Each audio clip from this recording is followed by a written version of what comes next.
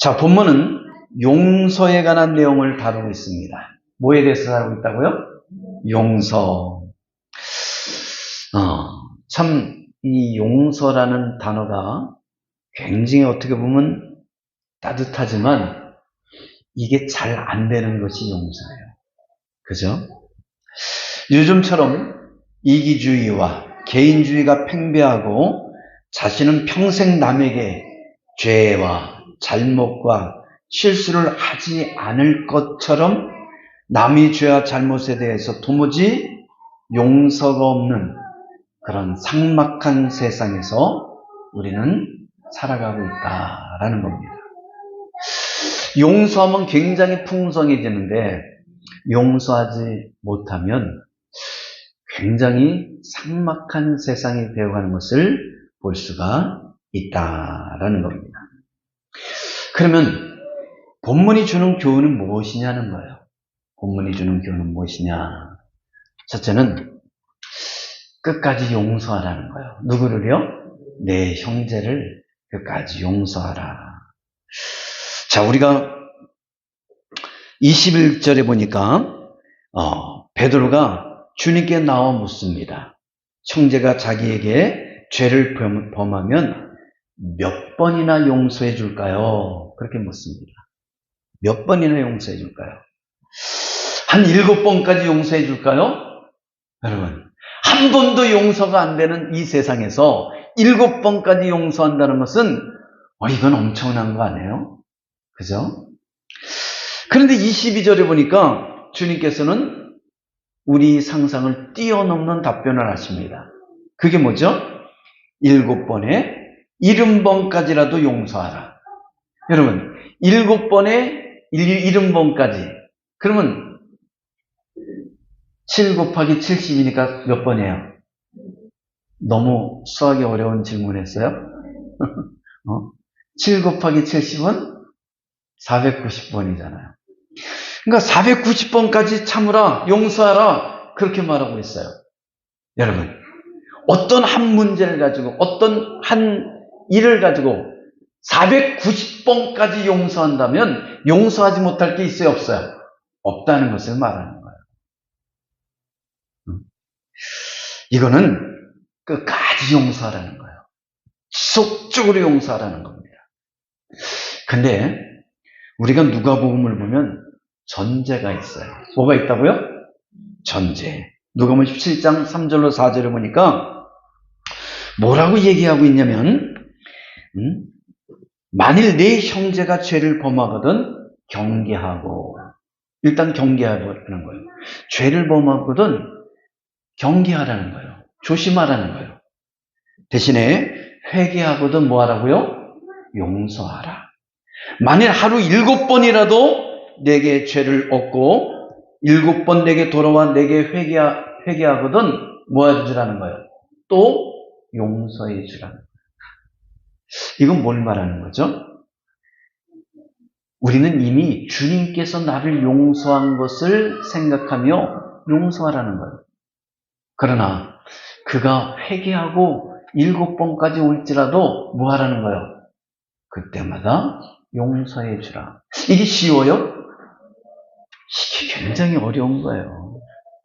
한 번도 어렵잖아요. 그런데 7번까지 하니까 그랬더니 또 뭐라 그래요? 아니, 7번에 70번까지라 하라. 490번까지라도 해주라는 거예요. 이거는 490번을 해주라는 게 아니라 끝까지 지속적으로 그가 회개하고 돌아와서 용서를 빌면 언제든지 주님의 마음으로 뭐 하라는 거예요? 받아주고 용서해 주라라는 것을 말하고 있습니다. 당시 유대 랍비들은 3번까지는 참으라고 그렇게 가르치고 있습니다. 랍비 요세 벤 예후다는 사람이 한 번 과실을 범하면 어떻게 된다는 거예요? 용서가 된다는 거예요. 그러면 사람이 두 번 과실을 범하면 어떻게 된다는 거예요? 그것도 용서가 된다는 거예요. 그러면 3번을 과실을 하면 어떻게 합니까? 용서가 된다는 거예요. 그러나 4번째는 용서되지 않는다. 그렇게 랍비들은 가르쳤다라는 거예요. 자, 그런데 베드로는 뭐라고 얘기하고 있어요? 응? 7번까지 용서할까요? 라고 지금 넉넉하게, 후하게 뭐하고 있습니까? 인심을 쓰고 있는 거예요. 나에게 잘못하고 나에게 죄를 범한 사람이 와서 7번까지 용서를 주면 그것도 용서하면 됩니까? 라고 후하게, 넉넉한 것처럼 얘기하고 있다는 거죠. 근데 주님은 상황이 달라요. 뭐라고요? 아니, 7번에 70번까지도 해줘. 그러니까 언제든지 그가 와서 이 잘못을 뉘우치고 와서 회개하면 용서해 주라는 거예요. 할렐루야. 할렐루야. 여러분, 말이 용서라는 말이 쉽지 주님의 말씀은 도무지 실천하기가 쉬워요, 어려워요? 어려운 거예요. 어렵습니다. 정녕 우리 삶 속에서 가장 어려운 것 중에 하나가 용서하는 마음이에요. 용서가 안 되니까 뭐가 쌓이는 거예요? 스트레스가 쌓이잖아요. 부부간에도 이 용서가 안 되니까 나중에는 어떻게 해요? 갈라쓰잖아요. 이혼하게 되잖아요. 근데 곱씹어보면 돌이켜보면 별것도 아닌 건데 그걸 가지고 죽자살자 싸우다가 용서가 안 돼서 이혼하게 돼요. 여러분, 우리가 학창시절 때 이 학폭 가해자 용서가 돼요, 안 돼요? 용서가 잘 안 돼요. 시간이 이렇게 흘러가면 잊혀지죠. 오랜 세월 동안에. 그런데 어느 순간인가 문득 생각날 때가 있어요, 없어요? 문득 그 억울함이 생각날 때가 있어요. 그러면 어떻게 되죠? 그러면 그냥 뚜껑이 열려버려요. 그리고 내 마음에 열불이 일어날 때가 나잖아요. 왜 내가 그때 막고 있었을까? 내가 왜 그때 진짜 대들지 못했을까? 그러면서 뭐예요? 막 화가 나요. 뿐만 아니라 사기치고 돈 갚지 않은 자들 있잖아요. 그런 자들 딱 생각하면 어떻게 해요? 그냥 내가 그것을 잊으려고 그래도 이 피 같은 것을 잃어버렸으니까, 사기당했으니까 어떤 마음이 들죠? 때려 죽이고 싶지 않아요? 그렇다고 해서 때려 죽일 수도 없고 이 일을 어떻게 했냐는 거예요. 그러니까 도무지 내 마음에 용서가 안 되는 거죠. 그런 사람들이. 여러분, 내 집을 망쳐놓은 사람, 내 삶을 망쳐놓은 사람은 용서가 돼요? 얼마 전에 부산 돌려차기 사건에서 이 귀가하는 그 처자를 돌려치기로 해가지고 실신시키고 이 가늠하려다가 나중에 붙들렸잖아요. 근데 이 가해자는 자기 형량이 많다고 뭐예요? 억울해요. 근데 정작 그 가해를 당한 이 처자는 어떨 것 같아요? 여성은. 이게 평생 트라우마가 돼가지고 잊혀지지가 않는 거예요.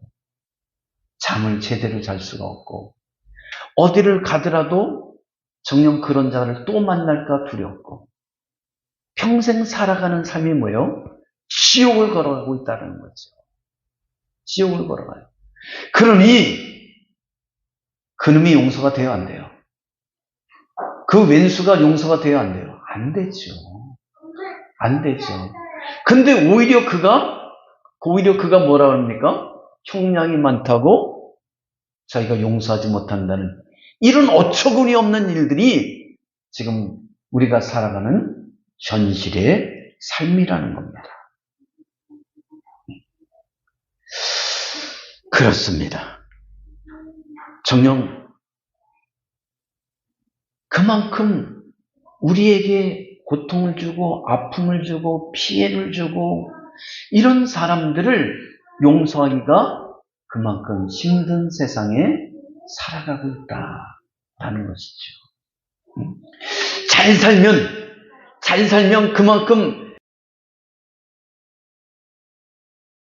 오히려 우리의 삶 속에서는 희한하게 옛날보다도 뭐가 없어요? 인정머리가 없는 세상이 되어버렸다는 거예요.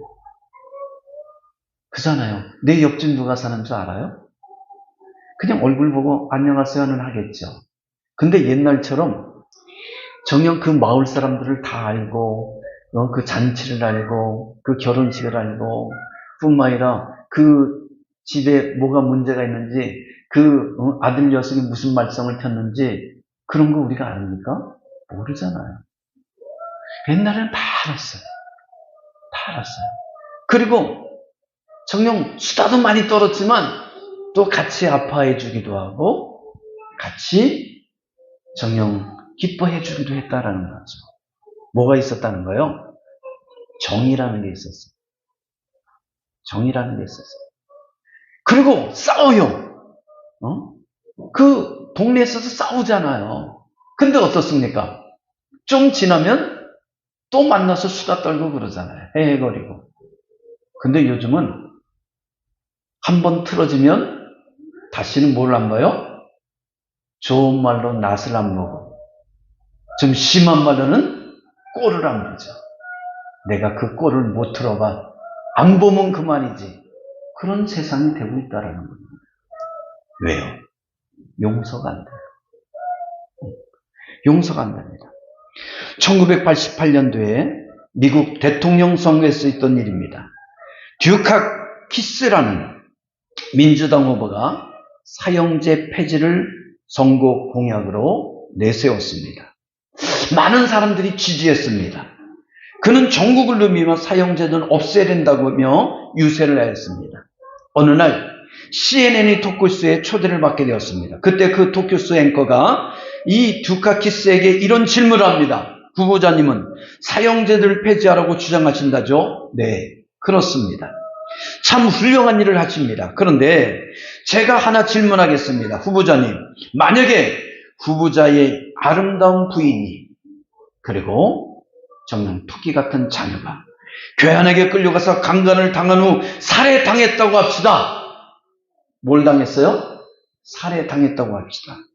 처참하게. 나중에 그 범인이 잡혔을 때 정녕 후보자님은 여전히 사형제도를 폐지해야 된다고 말할 수 있겠습니까? 라고 질문을 던졌어요.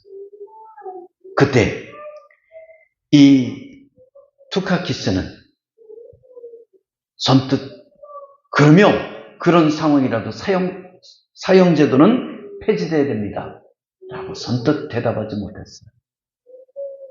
쭈삣쭈삣거리고 머뭇머뭇거리고 버벅거렸다라는 겁니다. 여러분, 이 토크쇼를 미국의 수천만 명이 시청하고 있었어요. 이 장면을 지켜본 시청자들이 사형제 피해가 정작 자기 일로 닥쳤을 때 선뜻 대답하지 못하는 이 듀카키스를 바라보면서 정녕 표를 안 줬다는 그런 후문이 나돌았다라는 겁니다. 결국 듀카키스는 대선에서 대통령이 됐을까요? 안 됐을까요? 안 됐겠죠. 왜? 우리 기억에 듀카키스라는 사람이 없어. 그치? 그래 안 그래요? 우리 기억에 없잖아요. 뭐 카트 또는 또 누가 있어요? 이름이 지금 있는 부시도 있고 또 누가 있습니까? 레이건 뭐 이런 지금 하고 있는 누가 지금 대통령 누구죠? 남나라로 기억을 못하고 있네 내가. 그래요. 근데도 이렇게 들으면 맞아, 그 사람 대통령이었어. 근데 여러분, 투카키스라는 얘기 들어본 적 있어요? 전혀 없잖아요. 그럼 그 사람은 대통령 된 적이 없었다는 거예요. 근데 그 결정적인 이유가 바로 자기 말에 대해서 책임을 지지 못하는 그 모습이었다는 거죠.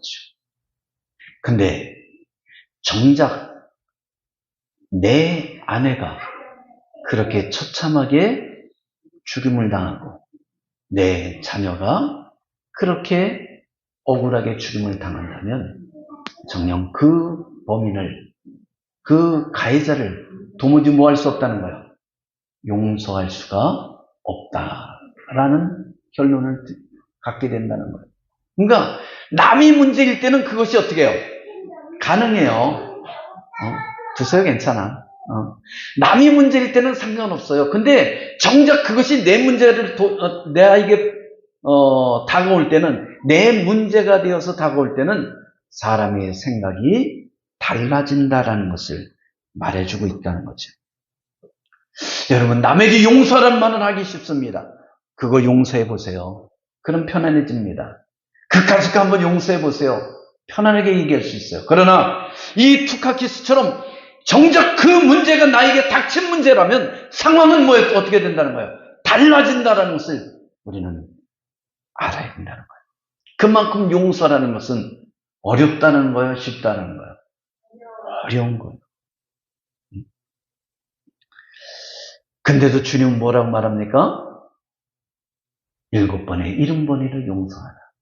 끝까지 그가 반성하고 회개하고 용서를 구한다면 너는 언제든지 용서해 주라 라고 말씀하고 있습니다. 여러분, 우리가 요즘 뉴스상에서 간혹 나오는 게 뭐예요? 층간소음, 주차 문제 갈등, 심각하잖아요. 운전하다가 누가 끼어들기라도 하면 어떡하죠? 또한 이 욕을 바가지로 쏟아내죠. 그러면 또 이 욕을 듣고 크락션 소리를 들은 사람은 또 열받아가지고 뭐합니까? 보복 운전을 하잖아요. 왜 이렇게 되죠? 용서가 안 되는 거예요. 왜 나에게 열받게 하냐는 거예요. 왜 나를 힘들게 하냐는 거예요. 자기가 잘못한 것은 전혀 생각지 아니하고 정녕 모든 것을 상대방에게만 전가하면서 살아가는 요즘의 현실을 우리가 보게 된다는 겁니다. 여러분 얼마 정도 용서할 수 있습니까? 몇 번을 용서할 수 있습니까? 정녕 이스라엘 랍비처럼 3번까지는 용서할 수 있습니까? 누가복음의 말씀처럼 정녕 7번까지는 용서할 수 있습니까? 우리 믿음의 사람들은 주님의 말씀대로 70번에 7번까지를 용서할 수 있는 그런 주님의 사랑을 닮아가는 은혜가 있길 주님으로 축원합니다. 그러면 왜 우리가 끝까지 용서해야 되느냐? 이유가 있을 거 아니에요. 주님께서 우리에게 그것을 요구하는 이유가 있을 거 아니에요. 그거는 큰 죄를 용서받기 때문에 그래요. 뭐를 용서받았어요? 큰 죄를 용서받았다. 우리가 27절 한번 봅시다. 27절 시작. 그 종의 주인이 불쌍히 여겨 놓아 보내며 그 빛을 탕감하여 주었더니, 자, 주인이 한 종에게 빛을 뭐해 주었다는 거예요? 탕감해 주었다라는 겁니다. 자, 본문은 용서에 대한 예수님의 비유를 말하고 있습니다. 천국은 그 종들과 결산하려 하던 어떤 임금과 같다라고 말씀하십니다. 결산할 때에 1만 달란트 빚진 자 하나를 데려오매 갚을 것이 없는지라 주인이 명하여 그 몸과 처와 자식들과 모든 소유를 다 팔아 갚게 하라 라고 엄중하게 명령하는 것을 보게 됩니다. 그때 그 종이 엎드려 절하며 가로되 내게 참으소서 다 갚으리다. 내가 최선을 다해 갚으리다. 그러면서 머리를 조아리고 정녕 납작 엎드리는 것을 보게 됩니다. 그때 그 종의 주인이 불쌍히 여겨서 정녕 내어보내며 그 빛을 뭐 했어요? 탕감해 주었다라는 겁니다. 여러분, 얼마를 탕감해 줬다고요? 얼마를 탕감해 줬어요? 1만 달란트. 뭐 1만 달란트 정도? 그죠? 뭐 1만 달란트, 뭐 10,000원입니까? 한 100만 원 될까요? 이렇게 생각하면 큰 오산이겠죠. 여러분, 1달란트가 6,000데나리온이에요. 그러면 1데나리온은 노동자 하루의 일당이에요. 요즘 10,000원씩만 잡아도 8시간 하려면 얼마요? 8만 원이잖아요. 그러면 하루 일당이 8만 원이면 1데나리온은 1달란트는 얼마냐? 4억 8천만 원이에요. 얼마라고요? 그러면 1만 달란트는 얼마예요? 4조 8천억이에요. 5조 원이 된다는 거, 5조 원. 여러분, 5조 원을 납작 엎드리며 나를 불쌍히 여겨주옵소서, 내가 반드시 갚겠나이다 라고 용서를 구할 때 이 주인이 아무 조건 없이 뭐 했다는 거예요? 탕감해 줬다는 거, 불쌍히 여기면서. 이건 뭘 의미하는지 아세요? 천문학적인 숫자잖아요. 천문학적인 숫자예요. 이거는 우리가 평생 벌어도 벌 수도 없고 갚을 길이 없는 그런 엄청난 빚을 그냥 한 번에 탕감받은 것이죠. 이게 뭘 의미하냐면 우리는 죄인이라는 거예요. 모든 사람이 죄인이에요. 그래서 로마서는 뭐라고 하냐면 모든 사람이 죄를 범했으며 하나님의 영광에 이르지 못하느니라. 의인은 없나니 하나도 없다라고 말합니다. 그래요. 의인이 없어요. 다 죄를 범했습니다. 그래서 다 지옥에 갈 수밖에 없는 그런 죄인이다라는 거죠. 나는 죄를 지은 것이 없는데요. 여러분, 우리가 일반적으로 죄라고 그럴 때는 이 감옥에 가지 않는 죄는 윤리적인 죄죠. 그죠? 감옥에 가는 죄는 윤리적인 죄를 범했을 때 가는 죄예요. 도덕적으로 그릇된 삶을 살았을 때, 강도질하고 살인하고 했을 때, 도둑질하고 절도하고 했을 때 우리는 어떻게 됩니까? 우리는 법의 심판을 받아서 감옥에 가게 됩니다. 그리고 빨간 줄이 거지게 되죠. 그러나 하나님이 말씀하시는 죄는 정녕 우리가 마음으로 지은 죄도 뭐예요? 죄라고 말해요. 마음으로 지은 죄도 죄예요. 뿐만 아니라 가장 큰 죄는 뭐냐? 우리를 창조하신 전능하신 하나님, 그 하나님 믿지 않는 죄가 가장 큰 죄라는 거예요. 나를 위해서 십자가에 못 박힌 예수 그리스도를 믿지 않는 죄가 가장 큰 죄라는 거예요. 그래서 우리는 예수 그리스도를 믿지 않는 자는 다 어딜 갈 수밖에 없다라고요? 지옥에 갈 수밖에 없어요. 그런데 어떻습니까? 하나님께서 우리를 불쌍히 여기셔서 독생자 예수 그리스도를 이 땅에 보내셔서 십자가에 못 박게 하시고 그 몸을 찢으시고 물과 피를 쏟게 하시며 우리 죄를 대속해 주셨어요. 다시 말해서 갚을 수 없는 생명을, 구원이라는 것을 뭐 했다는 거예요? 탕감해 주셨다라는 거예요. 우리 죄를 탕감해 주실 말미암아 우리가 구원받을 수 있는 길을 열어주신 줄 믿습니다.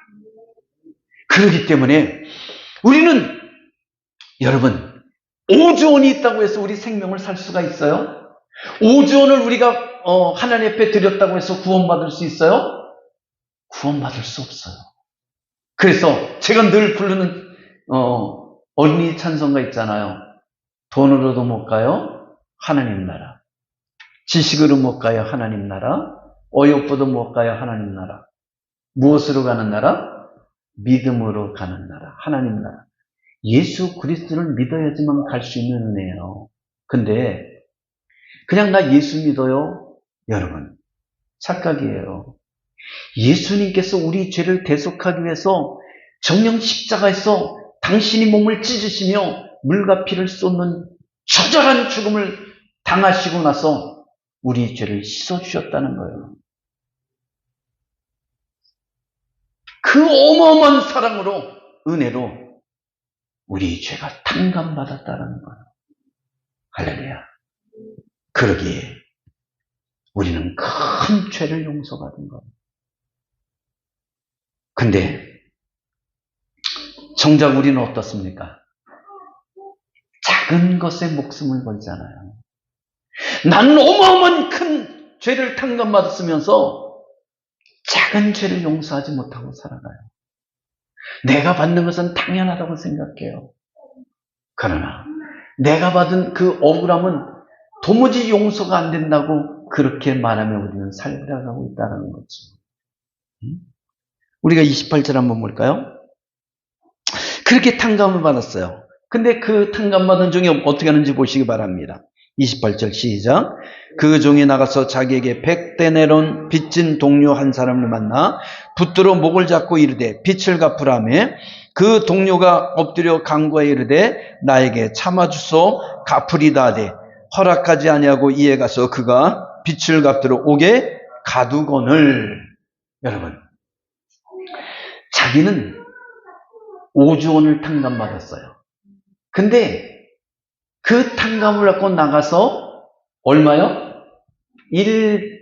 100데나리온 빚진 자의 멱살을 잡고서 갚으라. 그랬더니 뭐라 그래요? 내가 갚겠다. 그럼에도 불구하고 정녕 그거를 멱살을 잡고 끌고 가서 어떻게 했습니까? 감옥에 집어넣는 것을 볼 수가 있어요. 할렐루야. 놀랍잖아요. 정녕 기가 막히지 않습니까? 기가 막히지 않아요? 그렇습니다. 우리는 이 100데나리온이라는 것은 얼마 정도 될 것 같아요? 1데나리온이 얼마라고 그랬어요? 1데나리온이 노동자 하루 품삯이라고 그랬잖아요. 그럼 8만 원 정도. 그러면 100은 8만 곱하기 100은 800만 원이에요. 5조 원을 탕감받고서 800만 원 빚진 자의 멱살을 잡고서 내가 갚겠습니다. 한번 기회를 주십시오. 그런데도 끌고 가서 감옥에 쳐놨다라는 거예요. 여러분, 이게 우리가 현실을 살아가는 우리의 모습이라는 거예요. 그래 안 그래요? 내가 주님으로부터 엄청난 죄의 탕감을 받았는데 용서함을 받았으면서 우리는 정작 나에게 힘들게 했다고, 나를 아프게 했다고, 정녕 그런 사람들을 도무지 용서가 안 된다고 말하고 있다는 겁니다. 그래요. 용서할 수 없어요. 내가 용서하고 싶어도 뜻대로 되질 않잖아요. 그러나 주님은 말씀하시는 거예요. 용서가 안 되느냐? 네, 안 됩니다. 그렇다면 내가 너를 위해서 너희 죄를 대속하기 위해서 십자가에 못 박혀 죽으면서 너희 죄를 용서한 것을 그걸 생각하면서 내 남편의 죄를 용서해 주라는 거예요. 너를 힘들게 한 자를 용서해 주라는 거예요. 너를 아프게 한 자를 용서해 주라는 거예요. 여러분, 참 이것이 그 용서가 안 될 때 어떤 결과가 나옵니까? 이자가 그 100데나리온 빚진 자를 끌고 가서 그 옥에 가뒀더니 이것을 본 다른 동료들이 그 주인에게 고발해버렸어요. 그랬더니 그 주인이 다시 이 1만 달란트 빚진 자를 탕감해준 자를 불러들여서 뭐라고 판결하는지 보시기 바랍니다. 35절 볼까요? 35절, 34절부터 시작. 주인이 노하여 그 빚을 다 갚도록 그를 옥졸에 넘기니라. 34절. 그래요. 기쓰고 탕감해줬더니 5조 원을 탕감해 줬더니 800만 원 때문에 다시 뭐 한 거예요?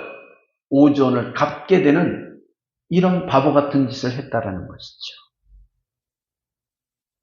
하나님께서는 우리의 생명을 구원해 주신 줄 믿습니다. 누구의 은혜로? 예수 그리스도의 은혜로. 십자가의 보혈의 피로 내 죄를 씻어주셨어요. 그런데 그 어마어마한 은혜를 받은 우리는 정작 삶 속에 나가서 사람들을 용서하지 않아요.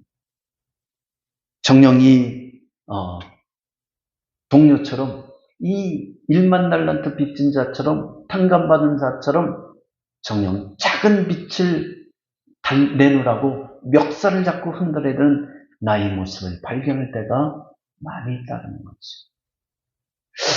근데 참 희한하죠. 내가 억울하지만 용서하면 내가 용서합니다. 내가 용서합니다. 그런 마음을 가지면 희한하죠. 하느님께서 내가 인간적인 방법으로 막 했을 때는 더 일이 꼬여. 엄청나게 꼬여서 풀리지 않아. 근데 내가 하나님의 심정으로 주님의 마음으로 내가 그를 용서합니다. 도무지 용서가 안 되는데 그를 용서하기를 원합니다. 라고 기도하고 몸부림치면 하나님께서 직접 역사하시더라고요. 하나님께 직접 역사하세요. 제가 알고 있는 사람은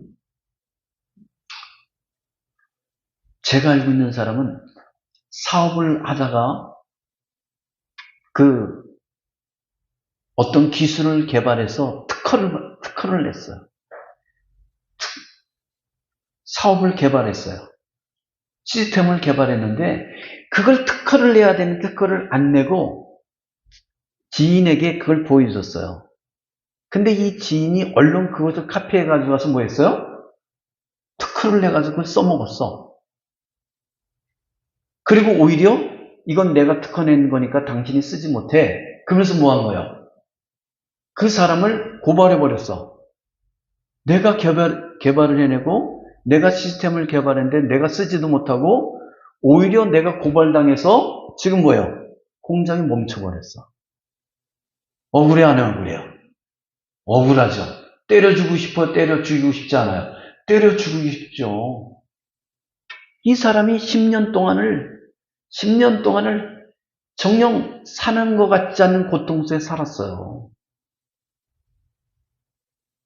그러다가 어느 날 예배드리라 하나님 말씀의 은혜를 받았어요.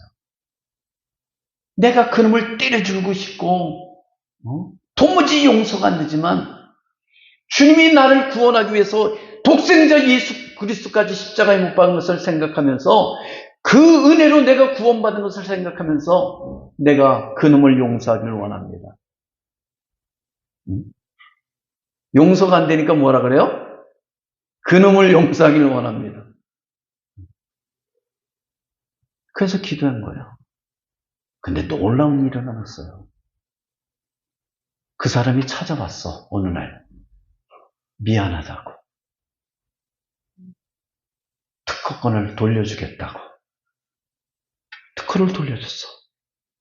그리고 그동안 피해를 입힌 것에 다는 아니지만 일부를 뭐 했어요?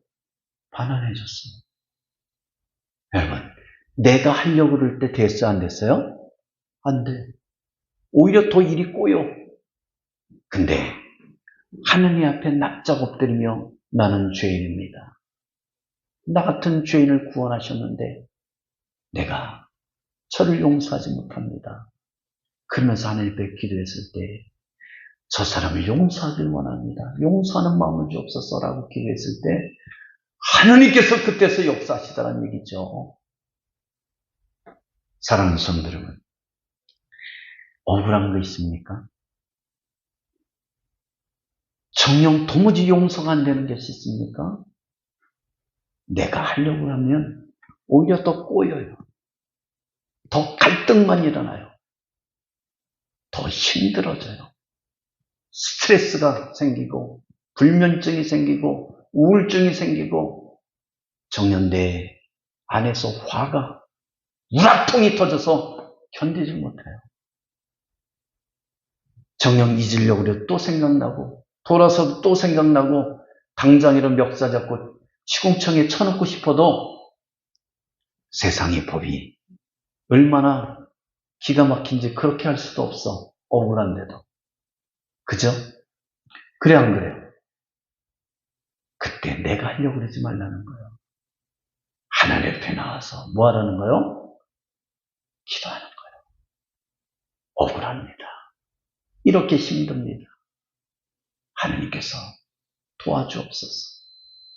진실로 가만히 생각해보니 하나님은 나에게 어마어마한 은혜를 주셨고 나 같은 죄인을 구원하시는 그 놀라운 사랑을 베풀었는데 내가 그 작은 것 하나 용서하지 못합니다. 내가 용서합니다. 따라합시다. 내가 용서합니다. 용서할 수 없지만, 용서하고 싶은 마음이 없지만 용서합니다. 따라합시다. 용서하고 싶은 마음이 없지만 주님의 마음으로 용서합니다. 그래요. 용서라는 것은 안 돼요. 그렇기 때문에 나는 용서할 마음이 없습니다. 그러나 주님께서 용서하라고 말씀하시니 용서합니다. 근데요, 이것이 반복되고 지속되면 그것이 습관화되고 그것이 내 몸의 체질이 되면 용서가 돼요. 주님의 마음이 내 안에 두면 용서가 되더라는 얘기입니다. 할렐루야. 한 예언을 두고 말씀을 마치고자 합니다. 주는 나의 피난처라는 책을 썼던 코리테붐 여사의 이야기입니다. 이 코리텐붐 여사는 네덜란드이었습니다. 그녀와 그 가족들은 유대인이 아니었지만 유대인을 숨겨주었던 일로 체포되었습니다. 온 가족이 독일에서 2차 대전이 끝날 때까지 라벤스부르크라는 수용소에서 갇혀 고통을 겪었습니다. 그 과정에서 그의 가족들은 다 죽고 코리텐붐 여사만 기적적으로 생존하게 되었습니다. 독일이 패전하면서 수용소에서 겨우 살아서 나올 수 있었습니다. 그런데 하나님께서는 이 코리텐 부인에게 가혹한 사명을 맡겨주셨습니다. 자기를 그렇게 잔혹하게 핍박했던 독일 사람들에게 여러분 전할 수 있어요, 없어요? 저 왼수덩어리들한테 주님의 사랑의 복음을 전할 수 있어요, 없어요? 없잖아요. 죽음에서 살아났는데 내 가족이 수용소에 다 죽었어. 내 언니도 죽었어. 내가 보는 앞에서. 근데 그걸 어떻게 용서가 돼요? 그들에게 예수 믿고 구원받으라고요? 아니, 나 같으면 너네들은 절대 예수 믿지 말고 지옥에나 떨어져. 그러고 싶지 않아요? 근데 주님께서는 저들에게 복음을 전하라고 자꾸 마음의 소원을 주는 거예요. 이 코리텐 붐여사는 하나님의 사명을 더 이상 저버릴 수 없어서 정녕 이 사랑의 메시지를, 용서의 메시지를 독일 사람들에게 전하기 시작했습니다. 마을을 도달하며 도시를 찾아내며 간증 집회를 하였습니다. 그녀의 간증을 통하여 수많은 독일인들이 회개하고 예수 그리스도의 사랑을 체험하고 놀라운 은혜를 덧입게 되었습니다. 한 번은 코리텐붐 여사가 독일의 시골 도시에서 집회가 끝나고 사람들이 코리텐붐 이 여사와 이제 악수를 했어요. 집회를 끝나고 은혜 많이 받았습니다. 고맙습니다. 그러면서 나가는데 저만 쳐서 줄 서서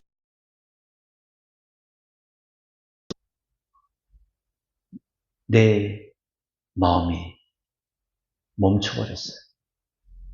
내 마음이 멈춰버렸어요. 왜 그랬냐면 그 사람은 꿈에도 기억하고 싶지 않고, 아니, 다시 본다면 때려주고 싶은 그 수용소의 간수였어. 그 간수로 인해서 자기 언니가 죽임을 당했고, 또한 이 코리텐붐 여사 역시도 정녕 수많은 모욕과 고통을 그 간수로부터 받았기 때문에 그렇습니다. 그때 이 코리텐붐 여사가 마음으로 기도합니다. 하나님, 저 사람은 안 됩니다. 저 사람만은 용서할 수가 없습니다. 그래요, 안 그래요? 자연스럽게 용서한다면 이건 인간이 아니죠. 내가 그 2차 대전 동안에 수용소에 갇혀서 저 간수에게 그렇게 모멸감과 모욕과 고통을 받고 내 언니가, 내 가족들이 죽어갔는데 저 인간 백정을 어떻게 용서할 수 있어요? 그런데 하나님은 그녀의 마음속에 계속 저를 쳐도, 저까지도 용서하라 라고, 주님의 마음으로 사랑하라. 내가 너를 위해서 그렇게 십자가에 못 박지 않았느냐 라고 말씀하시는 거였어요. 그래서 코리텐붐 여사는 이렇게 기도합니다. 하나님, 저는 저 사람을 사랑하고 싶은 마음이 없습니다. 용서하고 싶지 않습니다. 그러나 주님의 명령이라면 한번 해보겠습니다. 뭐 하겠습니다? 한번 해보겠습니다. 어느덧 혼자 기도하고 있는 그 상황 속에서 그 사람이 가까이 왔습니다. 그에게 손을 내밀어서 악수해 줬어요. 근데 놀라운 일이 일어났습니다. 손을 잡을 때까지는 내 안에서 분노가, 우라통이 정녕 도무지 용서가 안 됐는데, 손을 잡는 그 순간에 성령께서 역사하시는 말미암아 진실로 하늘부터 내려오는 사랑이, 그가 불쌍하게 보이더란 얘기예요. 그렇게 불쌍할 수가 없더란 얘기예요. 그러면서 그 마음에 정녕 분노와 용서, 놀라운 체험을 하게 되었다라는 것이죠. 그때 이 코리텐붐 여사는 깨달았다고 합니다. 용서는 내가 하는 것이 아니라 하나님이 해결해 주시는 거구나. 할렐루야. 그런 은혜가 있길 주문으로 축원합니다. 우리 힘으로는 다른 사람을 용서할 수가 없습니다. 그러나 기도할 때, 하나님 말씀에 순종할 때 하나님께서 우리를 도와주십니다. 역사하십니다. 원수를 사랑하고 용서하는 것은 어렵습니다. 아니, 안 돼요. 그러나 주님은 우리에게 말씀하시면 원수를 사랑합니다. 이 코리텐붐 여사처럼 원수가 용서되지 않고 사랑이 안 되지만 손을 내밀어 볼 때 성령께서 역사하시는 말미암아 정녕 그 원한과 그 분노가 눈 녹듯이 녹아지는 역사가 일어날 줄 믿습니다. 여러분, 용서해야지만 내가 이기는 거예요. 용서해야지만 스트레스가 날아가는 거예요. 용서가 안 되면 평생 그 스트레스와 분노 속에 살다가 죽는 거예요. 근데 용서하면 오히려 용서하지 못한 자가 더 힘든 삶을 살게 된다는 것을 깨닫길 바랍니다. 용서할 때 그 사람이 이긴 거예요. 할렐루야. 말씀을 맺습니다. 오늘 보면 내 형제를 용서하라고 말합니다. 용서하되 끝까지 용서하는 거예요. 왜? 내가 받은 그 은혜가 너무나 크기 때문에 그 작은 거 정도, 그까짓 것 용서해 주라는 거예요.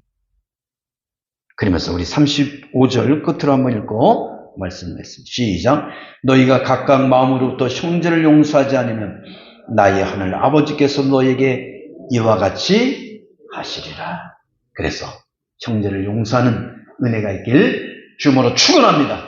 축원합니다. 기도합니다. 사랑이 많으신 하나님 감사합니다. 오늘도 우리에게 귀한 은혜를 허락하여 주시고 귀한 주일 주님의 존재로서 예배드리며 경배드리게 하심을 감사합니다. 진실로 우리가 살아가는 삶 속에 용서하지 못하는 너무나 많은 일이 있습니다. 돌이켜보면 인간적인 마음속에는 진실로 용서가 되지 않습니다. 그러나 코리텐분 여사처럼 진실로 내 안에 성령께서 역사하시면 용서할 수 있는 줄 믿습니다. 주님께서 나 같은 죄인을 위해서 십자가에 몸을 찢으시고 물과 피를 쏟으시며 우리를 구원하신 것을 생각한다면 정녕 내가 용서하지 못할 것이 없는 것을 믿습니다. 용서하며 살아가고 스트레스를 날려버리는 우리 광민의 성도들 되게 도와주옵소서. 감사합니다. 예수님 이름으로 기도하옵나이다. 아멘.